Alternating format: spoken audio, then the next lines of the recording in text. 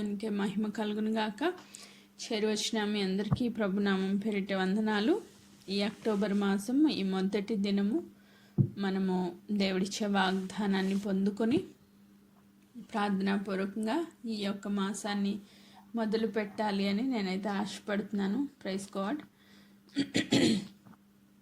దేవుని సన్నిధిలో మరి గడిచిన నెలలో అపరిమితమైన కృప అనుగ్రహిస్తానని దేవుడిచ్చిన వాగ్దానాన్ని ఎన్నో రీతులుగా నెరవేర్పు మనం చూస్తూ వచ్చాం. ఈ నెలలో మరి దేవుని వాగ్దానం ఏంటి అని నేను కనిపెట్టి ప్రార్థన చేస్తూ వచ్చినప్పుడు కొన్ని వాక్య లేఖన భాగాలు దేవుడు చూపిస్తూ వచ్చారు. ఆ లేఖన భాగాల్లో నుంచి మొదటిగా మనము నాకు అర్థమైంది ఏంటి అంటే, గడిచిన ఈ 2024 సంవత్సరం అప్పుడే 10వ నెలలోకి మనం వచ్చేసాం. అంటే 9 నెలలు ఆయన కృపలో, ఆయన నమ్మకత్వంలో, ఆయన యొక్క నడిపింపులో మనం నడుస్తూ వచ్చాం.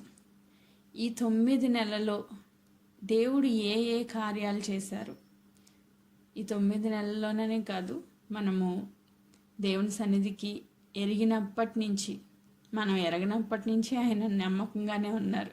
తల్లి గర్భంలో రూపింపబడక మునిపే ఆయన మనల్ని క్రీస్తులో ఏర్పాటు చేసుకున్నారంట. ఆమేన్. సో అంటే ఆ పుట్టిన దినం మొదలుకొని ఈ దినం వరకు ఎన్నో అద్భుతాలు దేవుడు చేస్తూ వచ్చారు, మీ జీవితంలో అలాగే నా జీవితంలో కూడా. సో కానీ మనం ఏం చేస్తామంటే, మనిషికున్న ఒక అదృష్టమనాలో దురదృష్టమనాలో తెలియదు కానీ ఒక వర్డ్ని మతి మరుపు. కొన్ని విషయాలు మరిచిపోవడం మంచిది, కొన్ని విషయాలు మరిచిపోతే నష్టపోతాం కదా. ఇశ్రాయేలు ప్రజలు ఒక ప్లేస్లో ప్రాబ్లం వచ్చినప్పుడు దేవుడు దాన్ని పరిష్కారం ఇచ్చినప్పుడు మళ్ళా నెక్స్ట్ ఫేజ్కి వెళ్ళిన వెంటనే ఇక్కడ చేసిన అద్భుతాన్ని మర్చిపోయేవాళ్ళంట. అది వారి జీవితాల్లో అపనమ్మకానికి, అవిధేయతకు మూలమైంది. ఏంటి? మరిచిపోవడం. ఈ మరిచిపోవడం అనే కాన్సెప్ట్ దేవుని సన్నిధిలో దేవుడు చేసిన కార్యాలను మరిచిపోతే మనము అపనమ్మకస్తులుగాను అవిధేయులుగాను మార్చబడతాం. రైట్? మరిచిపోయిన ప్రతి ఒక్కరి జీవితంలో విశ్వాసంలో తగ్గిపోతారు కానీ పెరగలేరు. అందుకే దావీదు భక్తుడు చెప్తాడు కదా, నా ప్రాణమా యెహోవా చేసిన ఉపకారములలో దేనిని మరవద్దు అంటారు. దేనిని ఆయన చెప్తున్నారు, దేవుడు చేసిన కార్యాలు ఏది మర్చిపోవద్దని. కానీ మనకెన్ని గుర్తున్నాయి? మనకు అసలు గుర్తుంటున్నాయా దేవుడు చేసిన అద్భుతాలు? ఈ 2024 వరకునే పోనీ ఆలోచిద్దాం. ఈ 9 నెలలు దేవుడు ఎలా నడిపించారు, ఎన్ని అద్భుతాలు చేశారు, గడిచిన నెలలోనే ఎన్ని అద్భుతాలు చేశారు మీ జీవితాల్లో, నా జీవితంలో. కానీ మనకున్న ప్రాబ్లం ఏంటంటే మర్చిపోతాం. కొత్తగా సమస్య వచ్చినప్పుడు కొత్తగా సణుగుతూ ఉంటాం, ఇశ్రాయేలు ప్రజల్లాగా. అయితే దేవుడు ఈ నెలలో మరి ఈ మొదటి దినాన్ని ఈ మర్చిపోవడం అనే కాన్సెప్ట్ గురించి మాట్లాడుతూ చాలా సూటిగా స్పష్టంగా శిష్యుల్ని మందలించిన ఆ వాక్య లేఖన భాగాన్ని చూపిస్తూ వచ్చారు. ఎందుకు మరి ఇది దేవుడు మాట్లాడుతున్నారో నాకు తెలియలేదు, కానీ దేవునికి ఒక ఉద్దేశం ఖచ్చితంగా ఉంటుంది. ఆ ఉద్దేశం లేకుండా దేవుడు ఏది కూడా బయలుపరచరు. సో ప్రతి దాని వెనకాల దేవునికి ఒక ఉద్దేశం ఖచ్చితంగా ఉంటుంది. కనుక ఈరోజు చాలామంది బిడ్డలు దేవుడు చేసిన కార్యాలు మరిచిపోయారంట. ఆ మరిచిపోయిన కార్యాలను మనము గుర్తు చేసుకోవాలి అని దేవుడు ఆశపడుతున్నారు. ఆమేన్. ఆ వాక్యలేఖన భాగంలోంచి ఒక భాగం చదువుకుని మనం దీన్ని ముందుకు ధ్యానం చేసుకుందాం. మార్కు సువార్త 8వ అధ్యాయము, మార్కు సువార్త 8వ అధ్యాయము 14వ వచనం నుంచి నేను చదువుతున్నా. మార్కు సువార్త 8వ అధ్యాయము 14వ వచనం. వారు తినుటకు రొట్టెలు తెచ్చుటకు మరచిరి. వారు తినుటకు రొట్టెలు తెచ్చుటకు మరచిరి. దోణిలో వారి యొద్ద ఒక్క రొట్టె తప్ప మరి ఏమీయూ లేకపోయెను. ఆయన చూచుకొనుడి, పరిసయ్యుల పులిసిన పిండిని గూర్చి హేరోదు పులిసిన పిండిని గూర్చి జాగ్రత్త పడుడని వారిని హెచ్చరింపగా, వారు తమ యొద్ద రొట్టెలు లేవని తమలో తాము ఆలోచించుకొనిరి. యేసు అది ఎరిగి, మన యొద్ద రొట్టెలు లేవని మీరెందుకు ఆలోచించుకొనుచున్నారు? మీరింకనూ గ్రహింపలేదా? వివేచింపలేదా? మీరు కఠిన హృదయము గలవారై ఉన్నారా? మీరు కన్నులుండియు చూడరా? చెవులుండియు వినరా? జ్ఞాపకము చేసుకొనరా? ఇవన్నీ ఎవరితో మాట్లాడుతున్నారు ప్రభు? ఆయన శిష్యులు, అపోస్తులతో మాట్లాడుతున్నారు. ఏమేన్? ఆయన శిష్యులైన అపోస్తులతో మాట్లాడుతున్నారు. ఏమని మాట్లాడుతున్నారు? చాలా గట్టిగా కోప్పడిన సందర్భం, అంటే తిట్టిన సందర్భం ఏదైనా ఉందంటే ఇదే, శిష్యుల్ని. అంటే అసలు ఎంత, ఒకసారి మనం నార్మల్గా చదివేస్తే మనకు అర్థం కాదు, కానీ మన లాంగ్వేజ్లో అయితే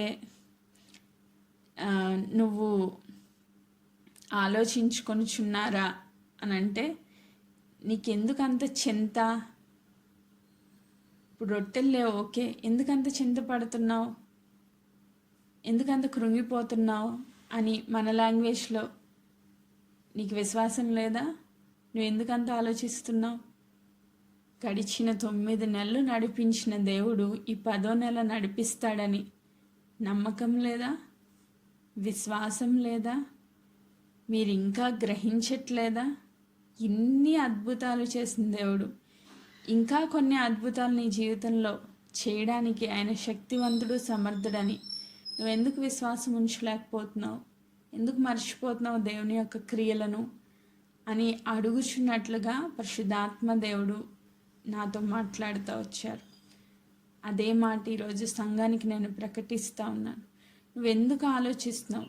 ఎందుకు గ్రహించట్లేదు? ఎందుకు వివేచించట్లేదు? నీ హృదయం ఎందుకు కఠినముగా ఉంది? అలాగనే మీరు కన్నులుండి చూడరా, చెవులుండి వినరా, జ్ఞాపకం చేసుకొనరా. మొత్తం 7 క్వశ్చన్స్ అక్కడ ప్రభు వేసినట్లుగా మనం చూస్తాం. 7 ప్రశ్నలు. అంటే సంపూర్ణ విశ్వాసము లేని స్థితిలో వారు ఉన్నారు అని ఈ 7 ప్రశ్నలు ప్రభు వేయడం ద్వారా మనకు అర్థమవుతుంది. ఈరోజు ఈ జిఎల్ఎం గ్రూప్లో ఉన్న ప్రతి బిడ్డ జీవితంలో, అలాగే ఈ వాక్యం వింటున్న ప్రతి బిడ్డ జీవితంలో ఆల్రెడీ దేవుడు చాలా అద్భుతాలు చేశారు. కానీ ఈరోజు మన దగ్గర ఉన్న కొరత, ఇప్పుడు ఈరోజు వాళ్ళ దగ్గర ఏం కొరత ఉంది? ఒక రొట్టె ఉందంట. 12 మంది శిష్యులు ప్లస్ ప్రభువు ఉన్నారు అక్కడ. అంటే నియర్లీ 13 మంది, లేకపోతే కొద్ది మంది ఉన్నారు అనుకుందాం. వాళ్ళ మధ్యలో ఒకటే రొట్టె ఉంది. వాళ్ళకి ఒక్కటి రొట్టె సరిపోదు, వాళ్ళు మిగతా రొట్టెలు తీసుకుని రావాలి, కానీ మర్చిపోయారు. మర్చిపోయినా కూడా మల్టిప్లై చేయగలిగిన ప్రభు వారి మధ్యలో ఉన్నారు. ప్రభువుని వారి మధ్యలో పెట్టుకుని, వారి ధోనిలో ప్రభువుని పెట్టుకుని కూడా వాళ్ళు ఆలోచిస్తున్నారంట, ఎలా ఇప్పుడు మన పరిస్థితి, ఎలా మనకి ఫుడ్ వస్తుంది, ఎలా మన ఆకలి తీరుతుంది, ఎలా మన అవసరత తీరుతుంది అని ఇంకా ఆలోచనలో పడ్డారంట. అందుకే ప్రభు, మీరెందుకు ఇలా ఆలోచిస్తున్నారు? రొట్టెలు లేవని ఎందుకు ఆలోచిస్తున్నారు? ఫైనాన్సెస్ లేవని ఎందుకు ఆలోచిస్తున్నారు? మన అవసరాలు తీర్చబడాలని డబ్బు లేదని ఎందుకు ఆలోచిస్తున్నారు? మన ఆలోచనలన్నీ ఎప్పుడు మన అవసరతల చుట్టూ తిరుగుతూ ఉంటాయి, అంతే కదా? మ్యాక్సిమం మనిషి ఆలోచించేది ఏం తింటామా, ఏం తాగుతామా, ఏం ధరించుకుంటామా, మ్యాక్సిమం ఇవే ఉంటాయి. ప్రభు అందుకే అన్నారు, ఆకాశ పక్షులు చూడండి, అవి విత్తవు, కోయవు, కోటలో కూర్చుకొనవు, కానీ వాటిని అనుదినము పోషించేవాడు నీ దేవుడైన యెహోవాయే. ఆమేన్. వాటికి గూళ్ళు లేవు. మనం వర్షాలు వస్తే శుభ్రంగా డోర్లు వేసుకుని పడుకుంటున్నాం. వాళ్ళకి ఏమన్నా ఇళ్ళున్నాయా? కానీ వాటిని రక్షించి కాపాడి భద్రపరిచే ఆ బాధ్యత ఎవరిది? దేవుడిదే. అంటే అది నిస్సహాయ స్థితిలో దేవుని పైన ఆధారపడుతూ ఉంది ఆ పక్షి. నువ్వు మాత్రం ఆధారపడలేకపోతున్నావు. నువ్వేం చేస్తున్నావు అంటే నీ సొంత ఆలోచనలు పెట్టుకుని అవిశ్వాసంలోకి వెళ్ళిపోతున్నావు. ఈరోజు మన ప్రతి అవసరత క్రీస్తు మహిమైశ్వర్యంలో తీర్చబడుతుంది. ఆమేన్. ఇది వాగ్దానం. మన ప్రతి అవసరత క్రీస్తు మహిమ ఐశ్వర్యంలో తీర్చబడుతుంది. ఆల్రెడీ తీర్చబడిపోయింది, కానీ ఈ నెల కోసం మనం వాగ్దానం కోసం ప్రార్థన చేస్తున్నాం కాబట్టి ఈ నెల కూడా దేవుడు తీర్చేశారు ఆల్రెడీ. ఆమేన్. ఈ నెల ఎలా గడుస్తుందో అని ఆలోచించాల్సిన అవసరం ఏ ఒక్కరికి లేదు. ఆమేన్. ఈ నెలలో ఎలా మనము బ్రతకాలి, ఏం తినాలి, ఏం ధరించుకోవాలా, ఎలా మన అవసరతలన్నీ తీర్చబడతాయి, ఫిజికల్గా మన అవసరతలన్నీ తీర్చబడతాయని ఆలోచించాల్సిన అవసరం లేదు. ఆమేన్. మరి ఒకవేళ మర్చిపోయి ఉంటే గుర్తు చేసుకోండి అని చెప్పి ప్రభు చెప్తున్న మాట 19వ వచనం నేను చదువుతా ఉన్నాను. 19వ వచనము, నేను ఆ 5,000 మందికి 5 రొట్టెలు విరిచి పంచి పెట్టినప్పుడు మీరు ముక్కలు ఎన్ని గంపల నిండా ఎత్తిరని వారిని అడిగాను. దేవుడు ఒక క్వశ్చన్ వేస్తున్నారు. వీళ్ళు మర్చిపోయారు. 8వ అధ్యాయం మొదటి భాగంలోనే ఒక అద్భుతం చేశారు ప్రభు. అది వెంటనే మర్చిపోయారు. అదే మనిషికున్న ఒక పెద్ద ప్రాబ్లం ఏంటంటే మర్చిపోవడం. దేవుడు అద్భుతాలు చేస్తున్నప్పుడు అద్భుతం జరిగేంత వరకు ఎంతో విశ్వాసం పెట్టి ఆశపడి దేవుని తట్టు చూస్తాం. అది చేసిన తర్వాత థ్యాంక్స్ చెప్పేసి వెంటనే మర్చిపోతాం. సో అప్పుడు చేసిన దేవుడు ఇప్పుడు ఎందుకు చేయరు? అప్పుడు నడిపించిన దేవుడు ఇప్పుడు ఎందుకు నడిపించరు? ఆయన ఆ రోజు శిష్యులతో ఉన్న దేవుడు, శిష్యులకి సమృద్ధినిచ్చిన దేవుడు మన జీవితంలో లేరా? ఆయన ఏమైనా మారిపోయారా? ఆయన ప్రేమ మారిపోయిందా? ఆయన కృప తక్కువైపోయిందా? ఆయన చేయి కొరచైపోయిందా నిన్ను దీవించడానికి? లేదు. ఆయన ఏకరీతిగానే ఉన్నారు. కానీ ఎవరు మార్చబడ్డారు? మన మతిమరుపు వల్ల, మన అవిశ్వాసం వల్ల, మన అవిధేయత వల్ల మనం అద్భుతాలని చూడలేకపోతున్నాం. ఆమేన్. ఈరోజు దేవుడు అడుగుతున్నారు, 5,000 మందికి 5 రొట్టెలు పంచిపెట్టినప్పుడు మీరు ముక్కలు ఎన్ని ఎత్తారు? ఎన్ని గంపల నిండా ఎత్తారు? గంపలు నింపబడే ఆశీర్వాదం. ఆమేన్. క్రీస్తు మహిమైశ్వర్యం అంటే గంపల ఆశీర్వాదం అన్నమాట. ఆమేన్. అక్కడ 5,000 మంది కూర్చున్నారు. వీళ్ళ చేతిలో ఏముంది? ఈ గంపలో ఎన్ని ఉన్నాయి? 5 రొట్టెలు ఉన్నాయి అంతే. 2 చిన్న చేపలు ఉన్నాయంట. శిష్యులు అర్థం కాల. మీరే భోజనం పెట్టండి అని చెప్పినప్పుడు వాళ్ళకి అర్థం కాలేదు. ఏం జరగబోతుందో వాళ్ళకి తెలియలేదు. కానీ యేసుక్రీస్తు ప్రభు కృతజ్ఞతాస్తుతులు చెల్లించి విరిచి వడ్డించమన్నప్పుడు ఆటోమేటిక్గా గంపల్లో ఆ యొక్క రొట్టెలు మల్టిప్లై అయిపోతూ వచ్చాయి. ఎన్ని వేస్తున్నా ఇంకా వస్తున్నాయి, ఇంకా ఎన్ని వేస్తున్నా వస్తున్నాయి. అలా వాళ్ళు సంతృప్తిగా తిన్నంత వరకు వడ్డించారంట. అరాకొరా కాదు. వాళ్ళు 2 రొట్టెలు తినాలనుకున్నా 3 అయినా 4 అయినా వాళ్ళు తృప్తిగా భుజించేంత వరకు వడ్డించారంట. ఆమేన్. ఎన్ని చేపలు కావాలితే అన్ని చేపలు, ఎన్ని రొట్టెలు కావాలితే అన్ని రొట్టెలు. ఆమేన్.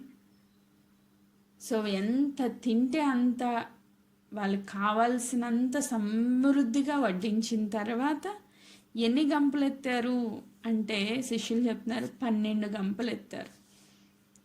12 సంపూర్ణతకు గుర్తు, 12 గోత్రాలకి గుర్తు. ఆ 12 అనేది యూదుల సంఖ్య కాబట్టి యూదులకు కావలసిన సఫిషియంట్ ఫుడ్ అంటే ఆత్మీయ ఆహారాన్ని దేవుడు విరిచి వడ్డించారు ఆ రోజున. కానీ వాళ్ళు గ్రహించలేదు, మర్చిపోయారంట. ఈరోజు దేవుడు నీకు సమృద్ధి అయిన ఆహారాన్ని ఇస్తున్నారు. మరి మనం గ్రహిస్తున్నామా? ప్రతిరోజు పొద్దున్నే సమృద్ధి అయిన ఆహారం పెడుతున్నారు. తినేస్తున్నాం శుభ్రంగా. తినడంలో మనమే ఫస్ట్. ఫుల్గా తింటున్నాం. ఎంతవరకు అంటే ఎంత కావాలంటే అంత తింటున్నాం. కానీ అది వెంటనే మరిచిపోతున్నాం.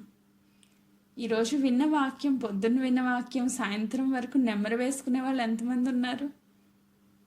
దాన్ని మైండ్లో పెట్టుకుని ధ్యానం చేస్తూ ప్రభువా ఈరోజు నాతో ఈ మాట మాట్లాడారు, ఇది నా జీవితంలో నెరవేర్పులను తీసుకుని రండి, ఈ వాగ్దానం నా జీవితంలో నెరవేరాలి అని నెమరు వేసుకునే వాళ్ళు ఎంతమంది ఉన్నారు? తినేస్తారు, మర్చిపోతారు. ఇదే ప్రాబ్లం. దేవుడు సమృద్ధిని ఇవ్వడానికి ఇష్టపడుతున్న దేవుడు. ఆయన బిడ్డల ఆకలితో ఉంటే ఆయన చూసి ఏదో 2 మాటలు చెప్పి పంపించారు. నేనైతే పంపించేయచ్చు, మీ అవసరతలు ఏంటో నాకు తెలియదు, వాటిని తీర్చే శక్తి సామర్థ్యాలు నాకు లేవు. కానీ మన దేవుని దగ్గరికి వెళ్ళిన ఏ ఒక్కరిని సహాయం చేయకుండా వెనక్కి పంపించినట్లుగా చరిత్రలో లేదు. ఐ మీన్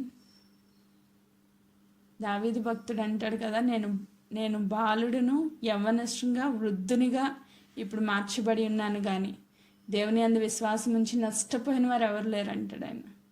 దరిద్రుడైన వాడు ఎవడు లేడంటారు. ఆయన యందు నమ్మకం ఉంచిన వారికి ఏ మేలు కొదువై ఉండదు. ఐ మీన్ ఎప్పుడు మనము నిరుత్సాహంలోకి పోతాము అంటే దేవుడు చేసిన అద్భుతాల్ని గుర్తు పెట్టుకోలేనప్పుడు. ఆ రోజు పోషించిన దేవుడు, నీ దగ్గర ₹1 కూడా లేనప్పుడు సమృద్ధినిచ్చిన దేవుడు ఈరోజు ఎందుకు ఇవ్వరు? నీ అవసరతలు ఎందుకు తీర్చరు?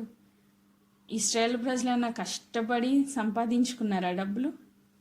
ఐగుప్తు దేశంలో వాళ్ళు బానిసత్వం ఎంత గొడ్డు చాకరీ చేసినా వాళ్ళకి మినిమం అవసరాలు తీర్చడం కూడా కష్టమయ్యేది. అలా బాధలు భరించలేక ప్రభువుకు మొర్ర పెట్టుకున్నారంట. అక్కడి నుంచి విడుదల పొందారు. అక్కడి నుంచి కనాన్లో ప్రవేశించడానికి 40 సంవత్సరాలు పట్టింది. ఈ 40 సంవత్సరాలు వాళ్ళకి ఫుడ్ ఎక్కడి నుంచి వచ్చింది? వాటర్ ఎక్కడి నుంచి వచ్చింది?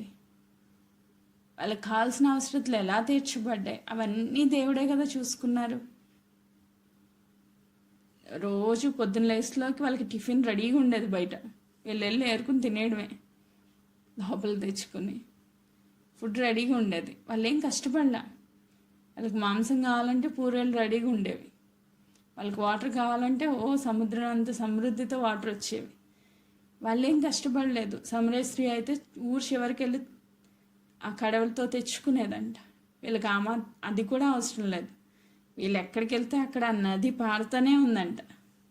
ఎప్పటి వరకు? కనాన్లో ప్రవేశించేంత వరకు. వీళ్ళకి ఎక్కడ కొదువు లేదు. దేవుడు అంత సమృద్ధిని ఇస్తే వీళ్ళు మరిచి మరిచి మరిచి సణిగి దేవుని యొక్క కార్యాలని గుర్తుపెట్టుకోకుండా అవిధేయ స్థితిలోకి వెళ్ళిపోయారు. ఈరోజు ఈ 9 నెలలు పోషించిన దేవుడు ఈ 10వ నెల సర్వ సమృద్ధితో పోషిస్తానని చెప్తున్నారు. ఆమేన్. Praise God.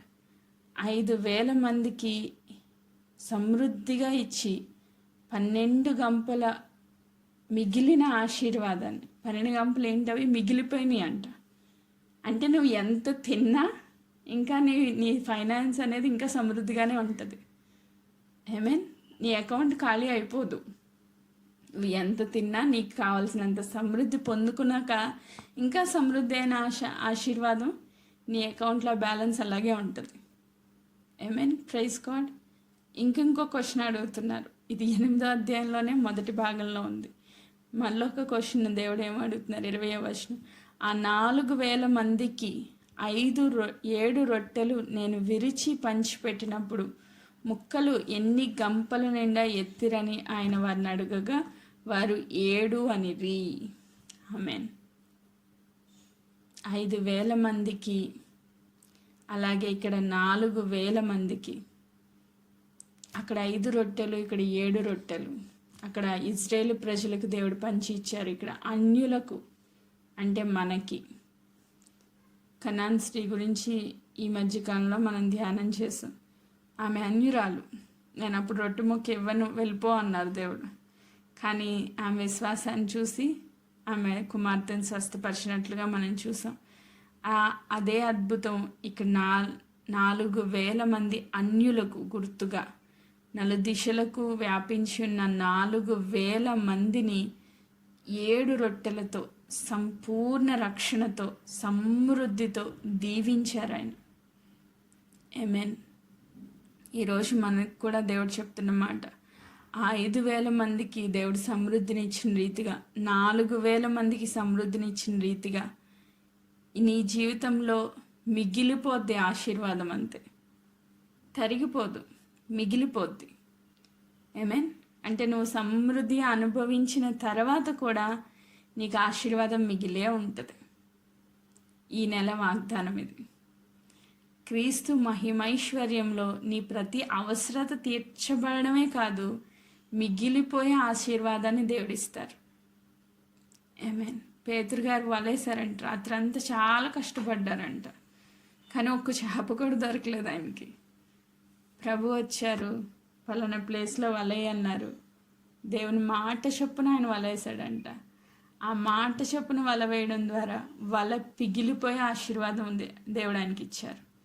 ఆమేన్. వల పిగిలిపోయే ఆశీర్వాదం అంటే ఇంకా కొన్ని క్షణాల్లో ఆ వల అంతా ఓపెన్ అయిపోయి మొత్తం చేపలన్నీ కింద పోతాయేమో అని భయం వేసి పక్కనున్న వాళ్ళని పిలిచి 2 దోణీలు నింపేశారంట. చూడండి, ఒక్క చేప లేని ప్లేస్లో 2 నిండు దోణెల నిండా చేపలు పట్టుకుని బయటకు వచ్చారంటే అది ఎలాంటి ఆశీర్వాదం. ఒక్క 5 రొట్టెలతో 5,000 మందిని పోషించడమే అద్భుతం. అంటే 12 గంపలు మిగిలిపోయినాయి అంటే అది ఎంత గొప్ప ఆశీర్వాదం. అంటే మిగిలిపోయి సమృద్ధి అయిన ఆశీర్వాదాన్ని దేవుడిస్తానంటున్నారు. మన దేవుడు ఏదో అరాకొర చేసేసి పంపించేసి దేవుడు కాదు. ఆయన భూమి నాది, ఆకాశం నాది, అందులో ఉన్న సమస్తము నాదే అని చెప్తున్నారు. సమస్తము కలిగిన దేవుడికి నువ్వు మిగిలిపోయే ఆశీర్వాదం ఇవ్వడం పెద్ద విషయమా? ఏం కాదు. అబ్రహాంని దేవుడు పిలుచుకున్నారంట. ఆయన విగ్రహారాధికుడు, అన్యుడు. ఆయన పిలిచినప్పుడు ఆయన విశ్వాసంతో దేవుని మాట విని ఆ మాట చొప్పున, ఆయన విగ్రహారాధికుడు అయినప్పటికీ, ఆయన దేవుడు ఎవరో తెలియకపోయినప్పటికీ దేవుడు పిలిచిన పిలుపుకు లోబడి విశ్వాసంతో ఎక్కడికి వెళ్ళాలో తెలియకుండా బయలుదేరారంట. ఆమేన్. ఈరోజు మనకి మన గమ్యం ఏంటో, నెక్స్ట్ ఏం జరగబోతుందో, నా లైఫ్ ఎలా ఉండిపోతుందో మనకు తెలీదు. కానీ దేవుడు మనల్ని పిలుచుకున్నారు. ఆ పిలుపుకు మనం లోబడ్డాం. మన గురి గమ్యము ఈ లోకంలో మన భవిష్యత్తు ఏంటో తెలియకపోయినా పరలోక రాజ్య వారసులుగా దేవుడు మనల్ని పిలుచుకున్నారనే గురి గమ్యం కలిగి మనం ప్రయాణం చేస్తూ ఉన్నాం. అంటే పరమ ఖానానికి మనం చేరాలి. ఈ లోకంలో ఇశ్రాయేల్ ప్రజలు ఖానానికి చేరినట్లుగా ఆ ఖానాను వాగ్దానం ఎవరిది? అబ్రహాముది. ఆమేన్. ప్రభు చెప్తున్నారు, నిన్ను ఆశీర్వదించిన వారిని నేను ఆశీర్వదిస్తా, నిన్ను శపించిన వారిని నేను శపిస్తా, భూలోక వంశములన్నీ నీ నామంలో ఆశీర్వాదం పొందుతాయి. ఒక్క వ్యక్తి విధేయత భూలోకం అంతటికీ ఆశీర్వాదం అంట. మరి నువ్వు నేను విధేయత చూపిస్తే మన కుటుంబానికి గొప్ప బ్లెస్సింగ్. ఆమేన్. ఎలాంటి బ్లెస్సింగ్ అంటే మిగిలిపోయే ఆశీర్వాదం. నువ్వు దేవుని మాట విను, సరిగ్గా గుర్తుపెట్టుకో, మర్చిపోవద్దు.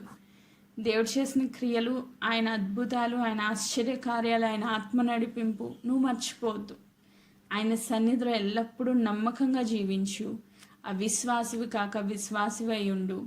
గ్రహించు, వివేచించు, కఠిన హృదయాన్ని తొలగించుకో, హృదయం మెత్తని చేసుకో, దేవుణ్ణి ఆహ్వానించు, దేవుని మాటకి లోబడు. నిశ్చయముగా గంపల ఆశీర్వాదం, ఆమేన్, మిగిలిపోయే ఆశీర్వాదం ఈ నెలలో మనం చూడబోతా ఉన్నాం.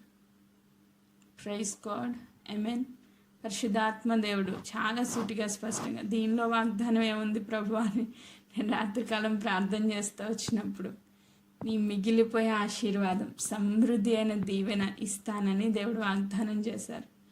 ఆ వాగ్దానాన్ని చేతిపట్టుకుని విశ్వాసంతో నేను ఇక్కడ ప్రకటిస్తున్నాను. విశ్వాసంతో విన్న వాళ్ళ జీవితాల్లో ఇది కార్యరూపం దాల్చునుగాక. ఆమేన్. Praise God.